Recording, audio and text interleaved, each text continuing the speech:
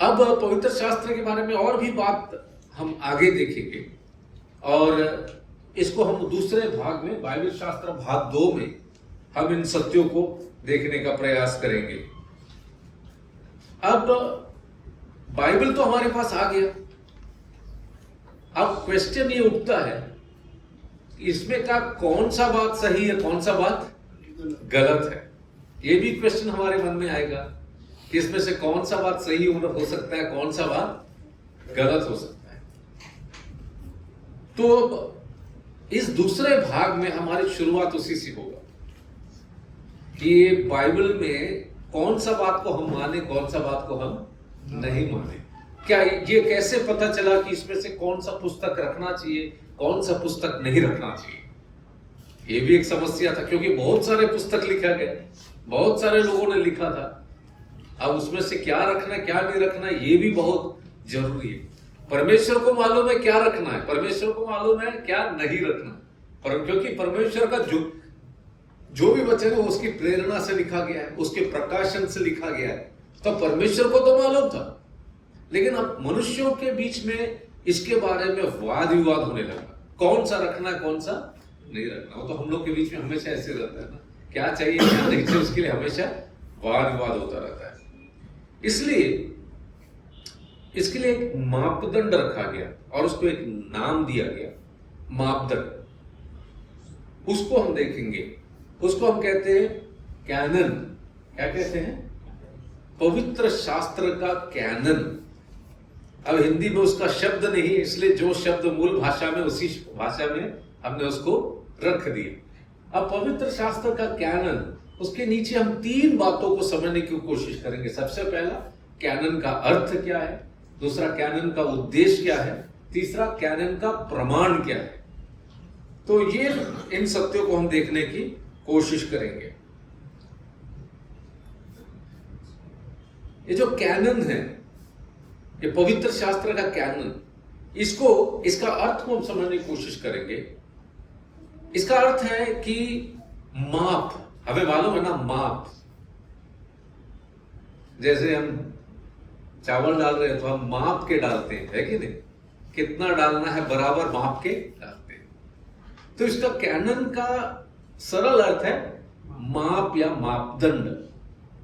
मतलब क्या उसके लिए स्टैंडर्ड रखा जाएगा, अंग्रेजी में बोलेंगे क्या उसके लिए स्टैंडर्ड रखा जाएगा कि कौन सा बुक को रखना है, कौन सा बुक को बाइबल के अंदर नहीं रखना है करके। तो या कोई नियम जिसके द्वारा कौन सा बुक रखना कौन सा। तो कैनन का अर्थ इतना ही है, कोई माप या कोई नियम जिसके द्वारा ये तय किया जाएगा कि बाइबल के अंदर हम कौन सा पुस्तक रख सकते हैं, नहीं रख सकते हैं।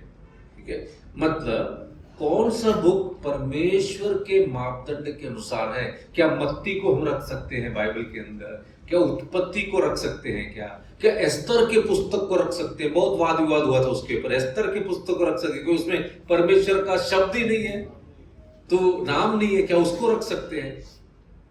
क्या श्रेष्ठ गीत रख सकते हैं, क्या है ना मराठी में क्या बोलते हैं उसको, गीत रत्न रख सकते हैं, कि उसके ऊपर वाद विवाद हुआ, उसको रख सकते हैं क्या। तो उसके लिए जो दैविक मापदंड है उसको हम कैनन कहते हैं। क्या कहते हैं? कैनन। तो कैनन का अर्थ क्या है? कोई माप नापने का या कोई नियम जिसके द्वारा एक पुस्तक को हम बाइबल के अंदर रख सकते हैं। अब कैनन का उद्देश्य क्या है, ये मापदंड का उद्देश्य क्या है, ये कैनन क्यों बनाया गया। अब देखिए बहुत सारे लोगों ने लिखा था, बहुत सारे पुस्तक थे, तब उसमें से कितना पुस्तक बाइबल के अंदर रखा गया है? 66। कितना? 66। पुराने नियम में कितना है? 39 है ना, 39। नए नियम में 27 पुस्तक को रखा गया है। अब हमको कैसे पता चलेगा कि ये 66 बुक्स परमेश्वर की प्रेरणा से लिखा गया है, और बाकी जो दूसरे बुक्स हैं क्या वो परमेश्वर की प्रेरणा से लिखी गई है, परमेश्वर की प्रेरणा के बिना लिखा गया पुस्तक है? एक बड़ा क्वेश्चन है। तो रोमन कैथोलिक जो चर्च है रोमन कैथोलिक चर्च का बाइबल हमारे बाइबल से अलग है। क्यों अलग है? क्योंकि उनका जो बाइबल है उसमें जूना करार में हमारा 39 पुस्तक है, 39 पुस्तक है, लेकिन उनके में 14 पुस्तक और ज्यादा है। कितना पुस्तक? 14 पुस्तक और ज्यादा है। तो ये कैनन का उद्देश्य क्या है? कैनन का उद्देश्य यह है कि कौन सा पुस्तक रखा जाना चाहिए और कौन सा पुस्तक नहीं रखा जाना चाहिए। और जो 14 पुस्तक जिसको रखने के लिए भी बहुत वाद विवाद आज से हजारों साल पहले हुआ था, उसको हम क्या बुलाते हैं? अपोक्रिफा। क्या बुलाते हैं? अपोक्रिफा बुलाते हैं। वो पुस्तक को वैसे ही नाम दिया गया है, अपोक्रिफा। अलग अलग 14 पुस्तक है। अब ये कैनन का प्रमाण कैसे तैयार किया जाएगा? इसका मापदंड कैसे तैयार किया जाएगा? कैसे कौन सा पुस्तक को रखना है? कैनन का प्रमाण जो मापदंड है वो कैसे तय किया गया? ये मापदंड तय करने का कारण इसलिए आया क्योंकि वाद हुआ था कि ये 14 पुस्तक बाइबल में आना है या नहीं, बाइबल में शामिल करना है कि नहीं। ये ऐसा एक विचार आया और ये निर्णय लिया गया कि जो भी पुस्तक उस समय प्रचलित था, जो मापदंड रखा गया वो मापदंड में नहीं बैठता है, उसको बाइबल में शामिल नहीं किया जाएगा, उसको बाइबल में शामिल नहीं किया जाएगा करके। तो पवित्र शास्त्र का कैनन या मापदंड या नियम जब तैयार किया गया तो उसके अर्थ को हमने देखा, उसका उद्देश्य को हमने देखा और कैनन का प्रमाण को हम देख रहे थे। अब हम देखेंगे कि ये बाइबल लिखा कैसे गया था, बाइबल कैसे लिखी गई, इसको भी हम थोड़ा सा जल्दी से देख लेंगे। सबसे पहले हम देखते हैं प्रारंभिक लेखन या प्रारंभ में पहला क्या लिखा गया? जूना करार। क्या लिखा गया? जूना करार में क्या हम देखते हैं? जूना करार में हम सृष्टि के बारे में देखते हैं और उसके बाद हम देखते हैं उसके बाद हम क्या देखते हैं? कुल पिताओं के बारे में देखते हैं। कौन है कुल पिता? अब्राहम, इसहाक, याकूब। अब आप पुराने नियम को देख लीजिए। पुराना नियम में अब्राहम, इसहाक और याकूब उनका ही कहानी है या नहीं? अब्राहम, इसहाक और याकूब, इन कुल पिताओं के बातों को हम पुराना नियम में देखते हैं। जो 5 पुस्तक है, प्रारंभिक जो 5 पुस्तक है, उसको किसने लिखा था? किसकी प्रेरणा से लिखा था? किसने दिया था उसको प्रेरणा? परमेश्वर ने दिया था, है ना। इसको हम पेंटेट्यूक करते हैं या पंचग्रंथ कहते हैं। पंचग्रंथ। हम क्या देख रहे हैं? बाइबल कैसा लिखा गया, आरंभ कैसे हुआ। तो प्रारंभिक लेखन या पुराना नियम में हम देखते हैं कि कुल पिताओं के स्टोरी से शुरू होता है। कुल पिताओं के एक एक घटनाओं को, एक एक जगह पर वो जो गए, क्या क्या हुआ, उनके वंश में क्या क्या, वो पूरा लिखा गया था। और उसके बाद गुलामी, कनान देश में कैसे मिस्र देश से कनान देश में पहुंचे, ये भी सारी बातों को हम ये पंच ग्रंथों में पाते हैं, पेंटेट्यूक में पाते हैं, पेंटेट्यूक में। उसके बाद हम क्या देखते हैं? उसके बाद हम देखते हैं ऐतिहासिक पुस्तकें और भविष्यवाणी, है ना। हिस्टोरिकल बुक्स को देखते हैं। हिस्टोरिकल बुक्स क्या क्या हो सकता है? ऐतिहासिक पुस्तक, हिस्ट्री जहां लिखा गया, इतिहास जहां लिखा गया, पहला शमूएल, दूसरा शमूएल, उस प्रकार पहला इतिहास। फिर हम देखते हैं नेहम्या, एजरा, मतलब उस समय का इतिहास की बहुत सारी बातें वहां पर हम देखते हैं। मतलब यहोशू से लेकर राजाओं के पुस्तक तक हम क्या देखते हैं?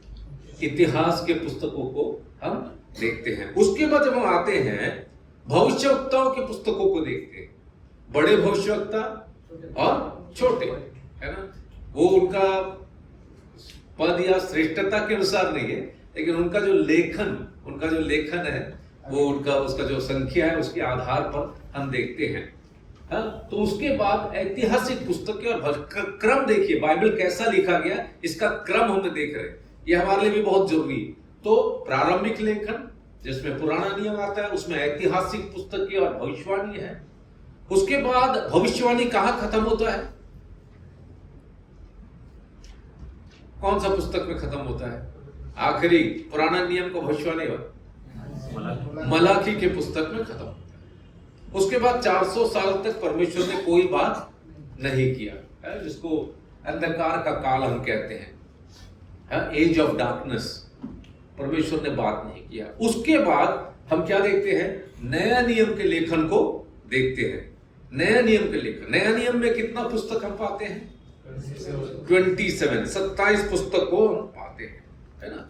और ये पुस्तकों का अगर हम देखेंगे, ये कम समय में लिखा गया है, कम समय में, ये लगभग 100 साल के अंदर में ये पुस्तकों को लिखा गया। ये जो 27 पुस्तक जिसको हम नया नियम में पढ़ते हैं।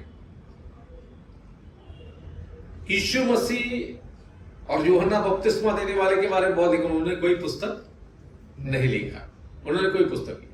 तो इस नए नियम में हम लोग क्या देखते हैं? क्या हमको मिला वहां पर? शुरुआत में सुसमाचार की 4 पुस्तक मिले, ठीक है। उसके बाद पवित्र आत्मा के काम के इतिहास को हम देखते हैं, वो किसमें मिलता है? पवित्र आत्मा का काम, मतलब हिस्ट्री में, इतिहास में चर्च कैसे बना, कलीसिया कैसे बना, सुसमाचार का प्रचार कैसे हुआ, उस समय क्या विरोध हुआ, क्या नहीं हुआ, वो पूरा इतिहास। आज जो हम चर्च देखते हैं, चर्च का इतिहास वहां पर मिलता है। सुसमाचार का सेवा कैसे किया, कैसे करना चाहिए, वो पूरा इतिहास हमको वहां पर मिलता है। उसके बाद हमको क्या मिलता है? पत्रियों को। हम कहां से पत्रियों को हमें मिलता है? रोमे की पत्री से लेकर यहूदा की पत्री। और उसके बाद हमको क्या मिलता है? प्रकटीकरण, मतलब ये जगत का अंत कैसे होने वाला है। तो आरंभ भी मिल जाता है, अंत भी एक ही पुस्तक के अंदर हमको मिल जा रहा है। और उसके बीच में क्या इतिहास हुआ, क्या क्या हुआ, वो पूरा इतिहास के अनुसार, समय के अनुसार लिखकर हमारे हाथों में आ गया। कहां पर? बाइबल के अंदर। तो फिर ये कैनन का निर्माण कैसे हुआ? ये कानून कब बना, कानून कैसे बना? देखिए, ये जो 27 पुस्तक है, जो नया नियम का, इसके ऊपर किसी को कोई प्रॉब्लम नहीं था, किसी को कोई समस्या नहीं था ये 27 पुस्तकों के ऊपर। लेकिन जो जुना करार में क्या क्या आना चाहिए, क्या आना चाहिए, इसके ऊपर बहुत चर्चा हुआ। तो उन 3097 397 एडी में, 397 या 97 एडी में एक चर्च काउंसिल बैठा।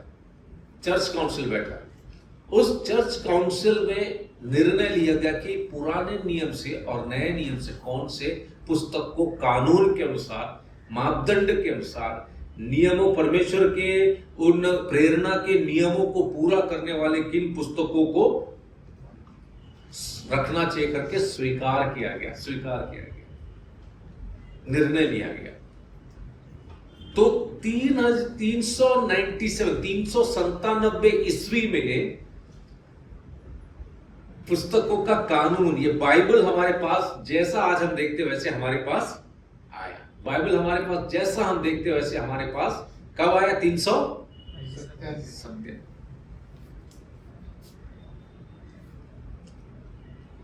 तो देखिए, जब ये पुस्तकें लिखी गई थी, ये परमेश्वर की प्रेरणा से लिखी गई थी। परमेश्वर ने पहले से तय किया था कि इसी को रखना, लेकिन मापदंड मनुष्य जब बनाने के लिए बैठे, परमेश्वर ने उनको गाइड किया, उनको बताया कि कौन सा पुस्तक उसमें शामिल होना चाहिए, कौन सा पुस्तक उसमें शामिल होना चाहिए। तो पुराना नियम, नया नियम परमेश्वर की प्रेरणा से बना। और हमने एक छोटा सा हिस्ट्री देखा, कैसे हमारे पास, कौन से साल में हमारे पास ये पुस्तक। 3 बातों को ध्यान किया। क्या ये विश्वसनीय है? क्या ये जो पुस्तक रहा ये विश्वसनीय है, क्या ये ऐतिहासिक है, हिस्ट्री के साथ, इतिहास के साथ जुड़ा हुआ है क्या, ये बात देखा गया। और इसमें दैविक संदेश है या नहीं, परमेश्वर का संदेश है या नहीं करके इस बात पर क्या किया गया, निर्णय लिया गया, इस बात पर निर्णय लिया गया। अब ये तो हो गया, बाइबल कैसे लिखी गई, कैनन कैसे बनाया गया, सब हमने देखा।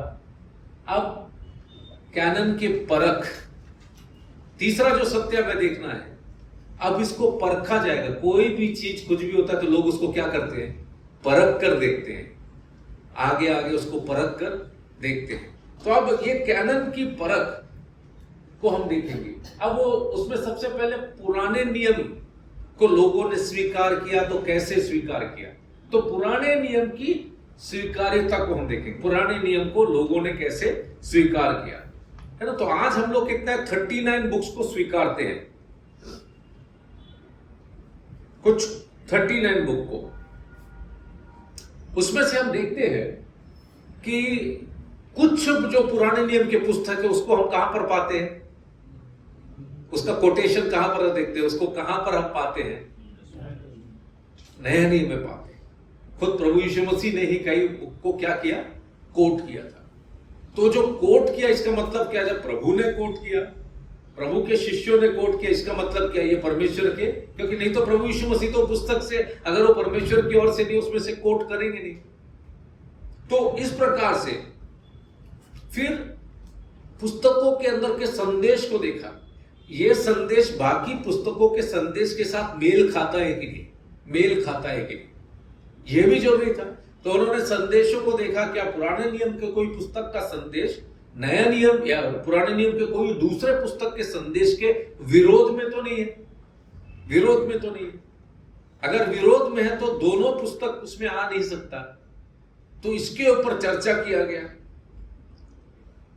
और जैसे मैंने आपको पहले पढ़कर सुनाया था, लूका 24 में यीशु मसीह ने पुराने नियम में जो भी बात है उसका क्या किया, समर्थन किया, है ना। हमें मालूम है लूका 24 के 27 पे एक बार निकाल कर पढ़िए, लूका 24 उसका 27, वहां पर इम्माउस से जुड़ा हुआ एक घटना को हम देखेंगे।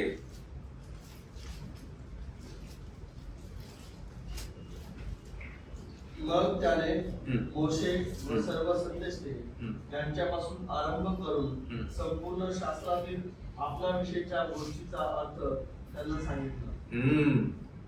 अब आप देखिए, इसी इसमें से इम्माउस का ये जो मिनिस्ट्री शुरू हुआ है, इसी वाक्य में से, इसी वाक्य, इसलिए इसका नाम इम्माउस पड़ा। इम्माउस के मार्ग में, इम्माउस के मार्ग में उन शिष्यों को यीशु मसीह ने कुछ बताया। कहां कहां से बताया, बताइए। मूसा, तो कहां क्या आ गया, पहला 5 पुस्तक आ गया, पहला 5 पुस्तक है। उसके बाद सर्व संदेष्टे,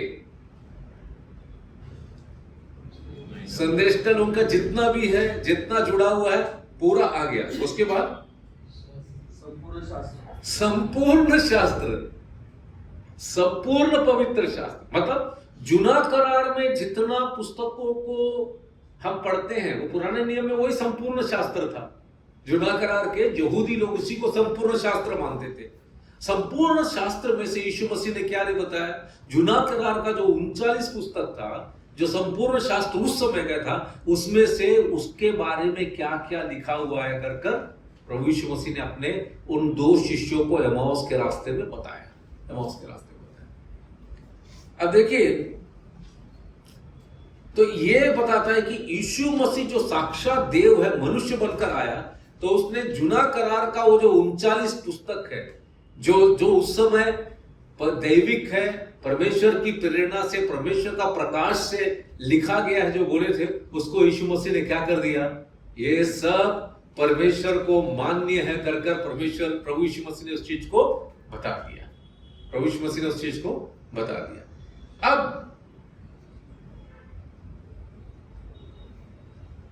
प्रारंभिक कलीसिया, जब कलीसिया शुरू हुई, है ना,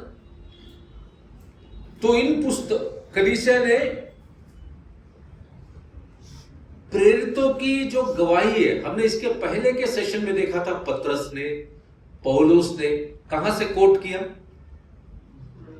पुराने नियम से कोट किया। कहां से कोट किया? पुराने नियम से कोट किया। पुराने नियम से उन्होंने उद्धृत कर निकाल कर बताया। इसका मतलब क्या, ये जो प्रेरित लोग हैं जो नए नियम में हैं, वो लोग इस बात को मानते थे कि पुराने नियम के जो पुस्तक है वो किसकी ओर से मिला है? परमेश्वर की ओर से, परमेश्वर की प्रेरणा और परमेश्वर के प्रकाश से मिला है। उसके बाद हम देखते हैं बाइबल की एकता और विषय वस्तु। 66 पुस्तकों में से ये जो बाइबल की जो पुस्तक है उसमें हम किसके बारे में देखते हैं? जूना करार हो, नया करार हो, किसके बारे में देखते हैं? लूका 23 में किसके बारे में लिखा हुआ है करके बताएं। अभी हमने लूका 24 में देखा ना, लूका 24-27 में जूना करार में किसके बारे में लिखा हुआ था? यीशु मसीह ने बोला, यीशु मसीह ने अपने बारे में मूसा, भविष्यवक्ता और अपने सभी पुस्तकों में से क्या बताया? अपने बारे में बताया। तो सारी पुस्तकों में किसका महिमा हो रहा है? यीशु मसीह का महिमा, प्रभु यीशु मसीह का महिमा हो रहा है। इसलिए तो मैंने पहले बताया 66 पुस्तक को आप निकालेंगे, सब में यीशु मसीह को आप देख सकते हैं।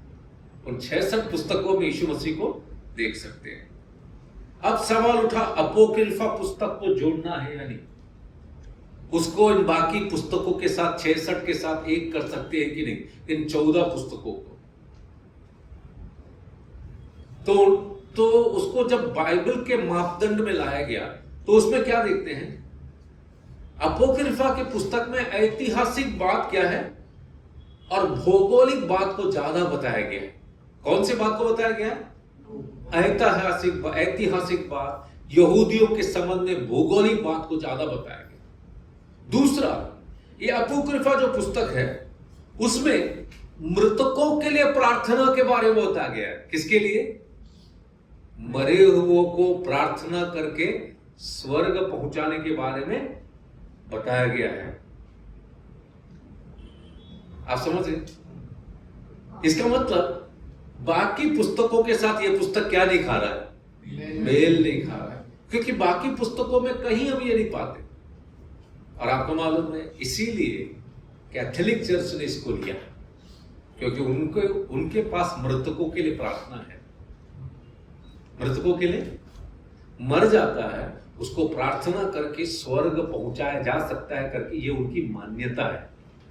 ये बाइबल के किसी भी पुस्तक में नहीं है। तो इन बातों को जब ढूंढा गया तो पाया गया कि बाकी पुस्तकों में जो बताया गया है उन पुस्तकों से 14 पुस्तकों में कोई समानता नहीं है। इसलिए उसको क्या किया?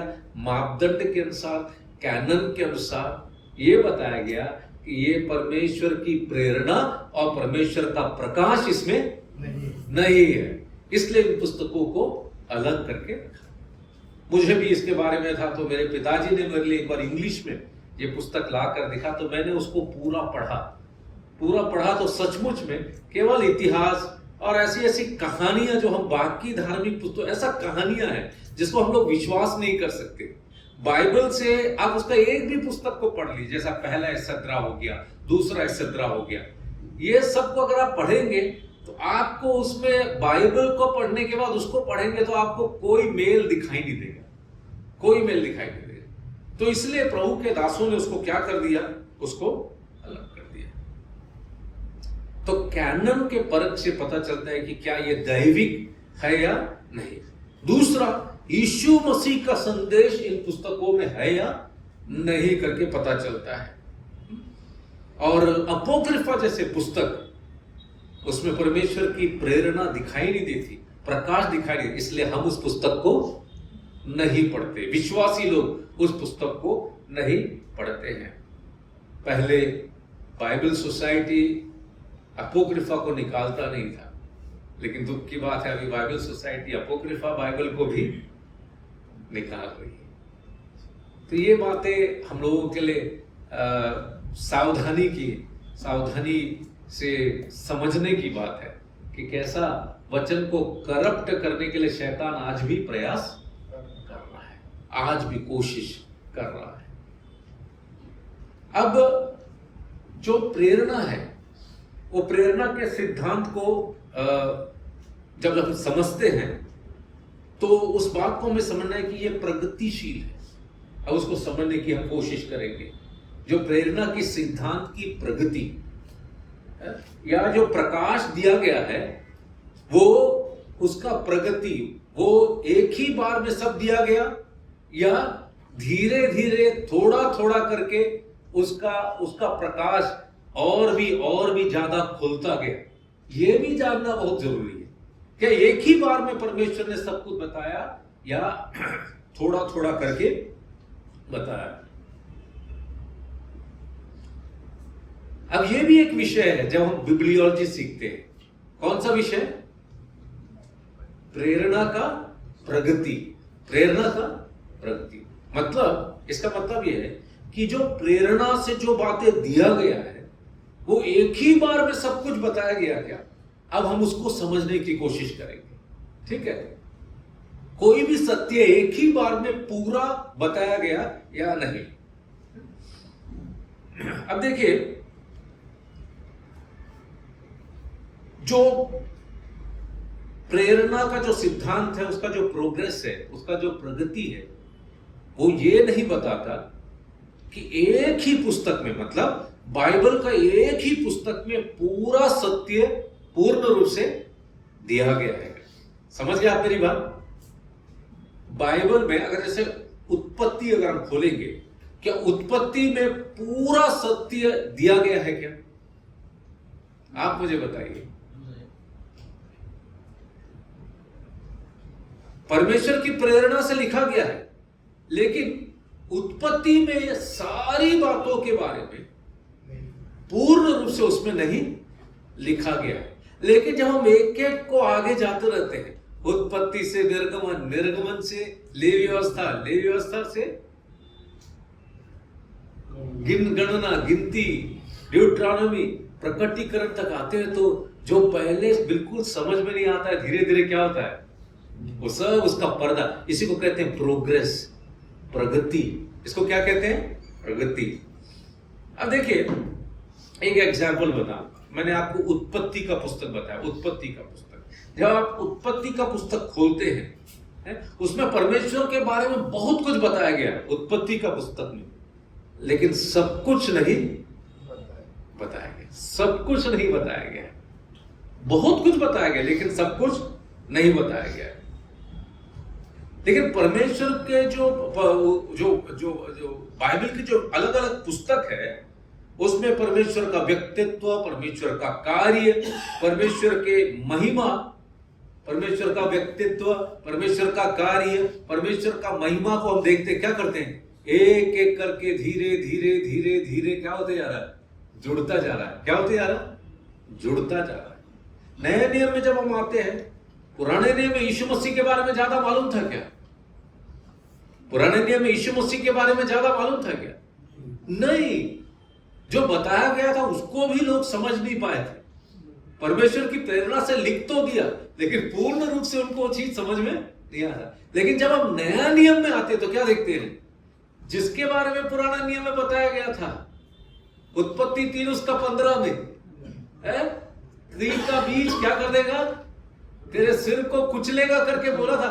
नहीं मालूम था, लेकिन धीरे धीरे धीरे धीरे वो भजन संहिता हो गया, स्तोत्र संहिता हो गया, उसके बाद यशायाह हो गया, ऐसा धीरे धीरे मलाखी हो गया, धीरे धीरे थोड़ा थोड़ा क्या हो गया, पर्दा खुलता गया। प्रेरणा का प्रगति को हम देखते हैं। परमेश्वर थोड़ा थोड़ा थोड़ा थोड़ा करके क्या हो गया, अपना सत्य को, अपना महिमा को, अपने सामर्थ को, अपने कार्य को थोड़ा थोड़ा करके क्या हो गया, प्रेरणा, उसकी प्रेरणा में, उसके प्रकाशन में क्या हो गया, थोड़ा थोड़ा एक एक सत्य को हमारे सामने क्या करता गया, खोलता गया। एक एक सत्य को खोलता गया। अब वही हम देखते हैं, प्रेरणा का पूर्ण अर्थ नहीं। हमें ये नहीं समझना है कि एक ही पुस्तक में सब कुछ लिखा है। इसीलिए कहते हैं, बाइबल का कोई भी वचन निकालते हैं, एक ही जगह से मत देखो, इसको क्या करना पड़ेगा, आगे पीछे जोड़ कर देखो। तभी पूरा चित्र हमारे सामने आता है। इसीलिए बाइबल को अध्ययन करने वाले, बाइबल के पंडित लोग, बाइबल का स्टडी करने वाले क्या करते हैं, इधर एक वचन मिला तो वहीं खुश नहीं हो जाते, पीछे जाकर देखते इस वचन के बारे में और क्या लिखा हुआ है, यहाँ पर जो सत्य है इसके बारे में पहले कितना समझ था, इस सत्य के बारे में आगे कितना समझ है। इसीलिए बाइबल को पढ़ते समय आगे पीछे दोनों देखना, तब परमेश्वर का जो प्रेरणा का जो जो जो परत है ना, एक एक लेयर खुलता जाता है, एक एक लेयर खुलता जाता है। देखिए बाइबल में हम केवल उसी बात को देखते हैं जो परमेश्वर प्रकट करना चाहते हैं, केवल उन्हीं बातों को हम देखते हैं जो परमेश्वर प्रकट कर। और किसी भी मनुष्य के लिए परमेश्वर के बारे में पूरा जानकारी प्राप्त करना क्या है, बहुत मुश्किल है, बहुत मुश्किल। आज भी हम लोग सब देख लो, हमारे पास बाइबल है, फिर भी हम उसको कितना समझ पाए, हम परमेश्वर को कितना समझ पाए, ये कितना मुश्किल है। तो हमें देखना है कि धीरे धीरे जितना हम परमेश्वर के वचन को पढ़ेंगे उतना ज्यादा हम परमेश्वर को समझ पाएंगे। फिर भी हम पूरा परमेश्वर को समझ नहीं पाएंगे। इसीलिए तो कुछ लोगों का जिंदगी देखो परमेश्वर के बहुत करीब, कुछ लोगों का जिंदगी देखो कोई फर्क नहीं है, कोई फर्क नहीं, क्योंकि परमेश्वर का पहचान अगर करना है तो कहां आना पड़ेगा,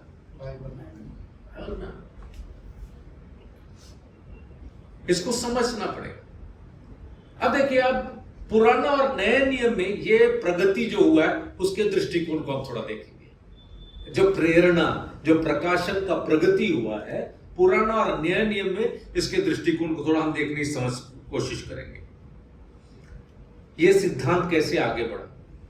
अभी देखिए, यीशु मसीह, पवित्र आत्मा, उद्धार है, इन विषयों को हम देखेंगे तो ये जो प्रेरणा, परमेश्वर जो प्रकटीकरण किया ना, उसके प्रोग्रेस को हम देखते हैं, उसके प्रगति को हम देखते हैं।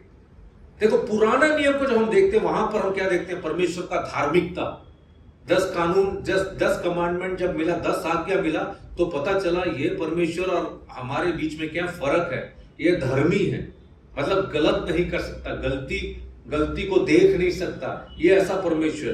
तो पुराना नियम में परमेश्वर का धार्मिकता, परमेश्वर का महिमा है ना, इस सब को लोगों ने देखा।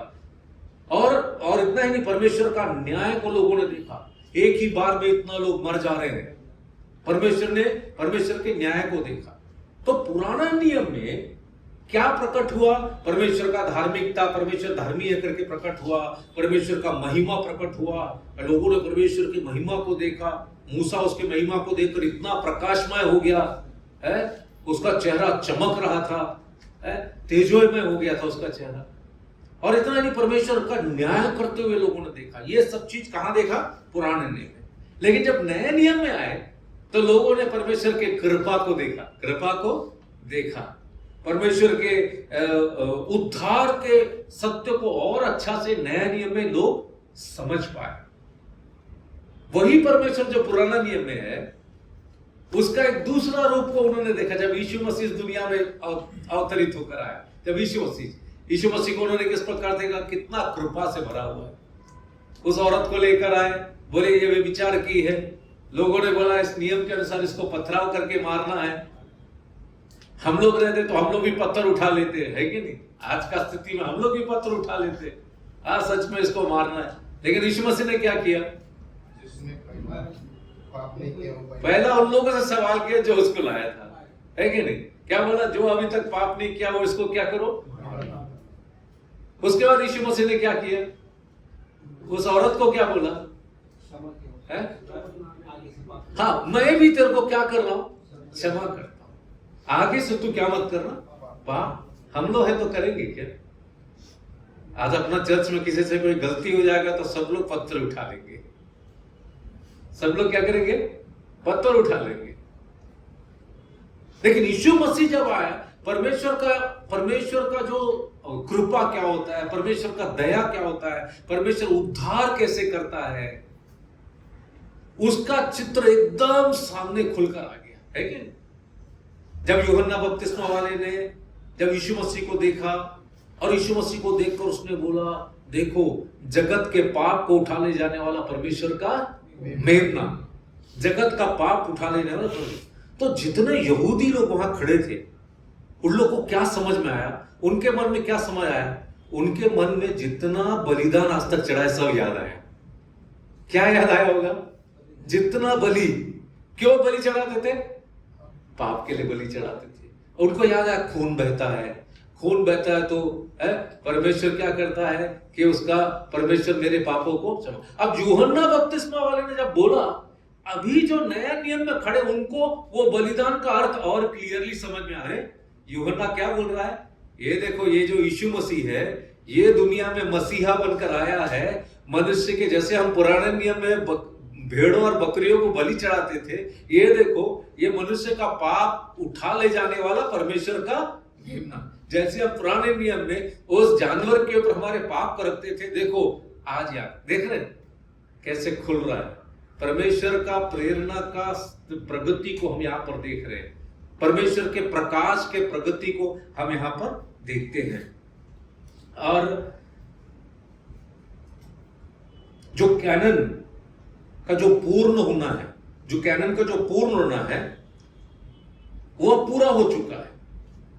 कैनन जो मापदंड के द्वारा जो पुस्तकों का संग्रह तैयार किया गया, वो कैसा हो गया? ये पूरा हो गया। कैसे पूरा हो गया? क्योंकि ये 66 पुस्तक परमेश्वर की ओर से है, परमेश्वर की प्रेरणा है, कर क्या हो गया? परमेश्वर ने उसको स्थापित कर दिया, परमेश्वर ने उसको स्थापित कर दिया। अब देखो कब स्थापित हुआ, आज तक बदला नहीं। कुछ लोगों ने जबरदस्ती अपोक्रिफा डाल दिए, फिर भी अधिकांश लोग ये 66 पुस्तकों को, चाहे वो यहूदी हो, यहूदी अपना 39 पुस्तक को ही मानते हैं, उनके इसमें लिखा गया था जुना करा, जो पुराना नियम। लेकिन नया नियम में जो पुस्तक है उसको वैसे ही नया नियम में हम उसको मानते हैं, है ना। अब देखिए, युगों के अनुसार प्रकट होना, इसका क्या मतलब है? युगों के अनुसार प्रकट होना, देखिए परमेश्वर ने समय समय पर अपने संदेश को क्या किया है? प्रकट किया है। अलग कितने सालों से परमेश्वर ने अपने संदेश को अलग अलग युगों में, अलग अलग समयों में परमेश्वर ने उसको प्रकट किया है। उदाहरण के लिए पुराने नियम के समय कैसा प्रकट किया?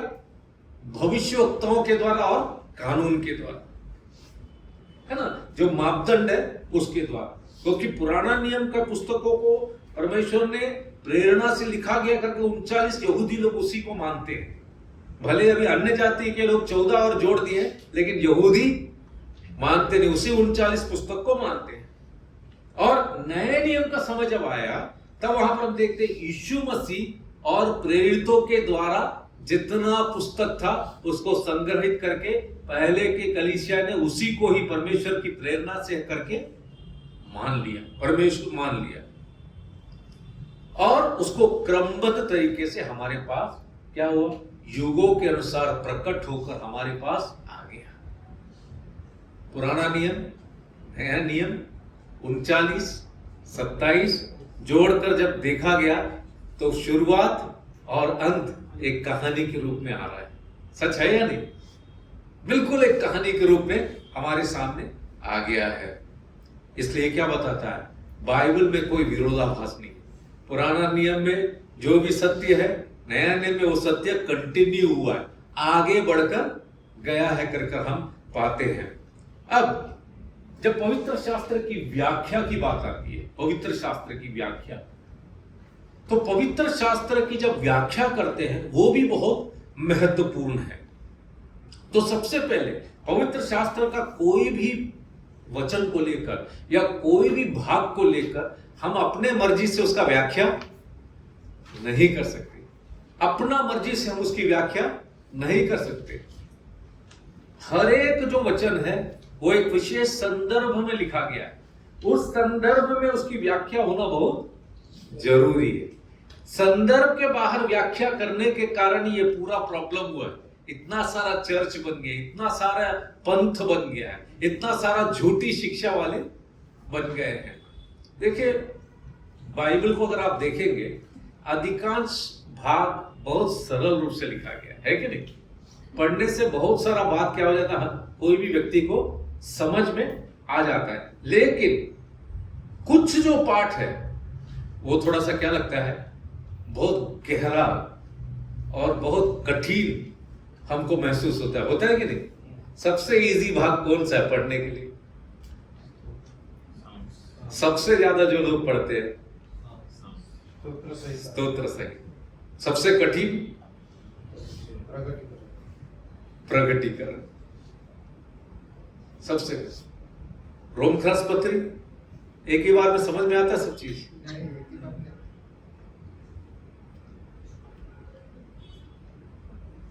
एक ही बार में सब समझ में आता।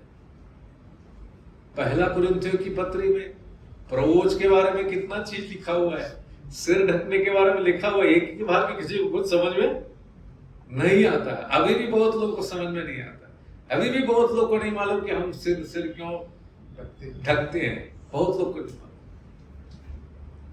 तो कुछ बातें बहुत गहरा और बहुत ही कठिन, उस पर ज्यादा ध्यान देकर उसको समझना।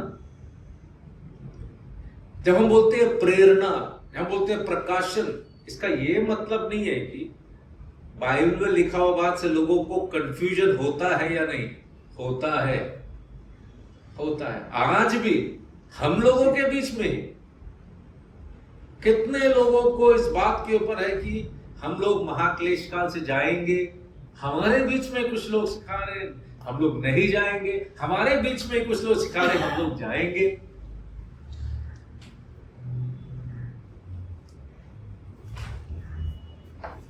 तो इसका यह मतलब है कि प्रेरणा परमेश्वर की प्रेरणा से लिखा गया, परमेश्वर ने प्रकाश डाला है, लेकिन कुछ बातों को समझना उतना आसान नहीं है। कुछ बातों को समझना उतना आसान नहीं है। तो हम लोग जब भी कोई बाइबल का वचन निकालते हैं, हम लोगों को यह नहीं देखना है कि यहां पर मेरे को क्या समझ में आया। हम लोगों को यह देखना है यहां पवित्र आत्मा क्या बोलना चाहता है। आप समझ गए? हमें यह देखना है कि पवित्र आत्मा ये वचन से क्या बोलना चाहता है। अगर एक भाग लिए यूहन्ना 3:16, यूहन्ना 3:16 में पवित्र आत्मा क्या बोलना चाहता है।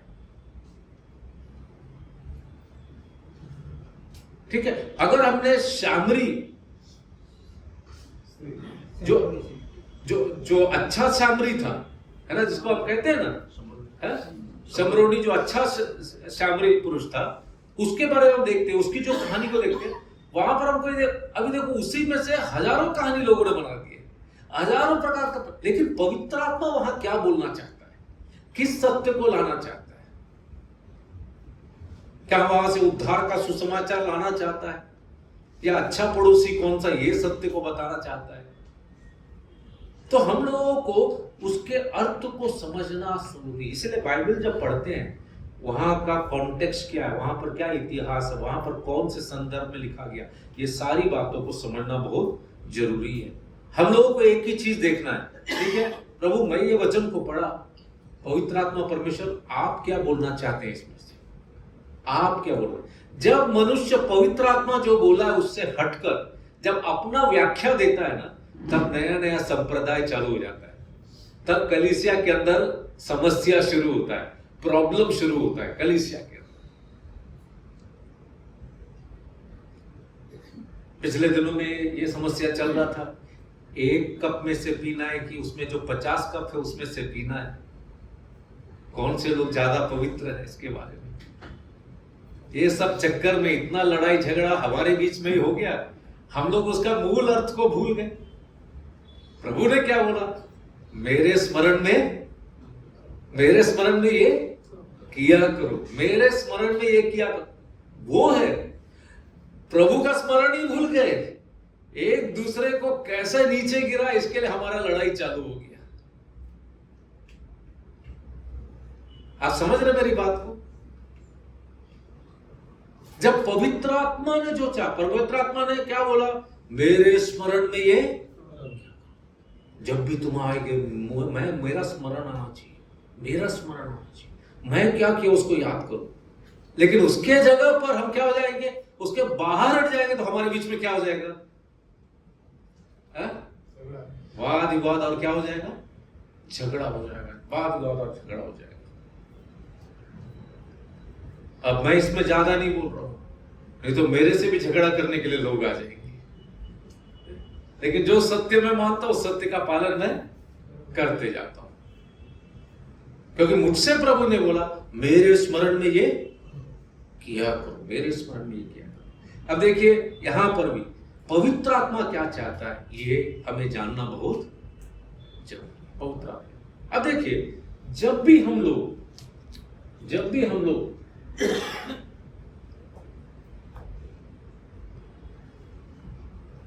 पवित्र शास्त्र का कोई भी वचन लेते हैं तो ये 3 शब्द हमें याद आना चाहिए। क्या है?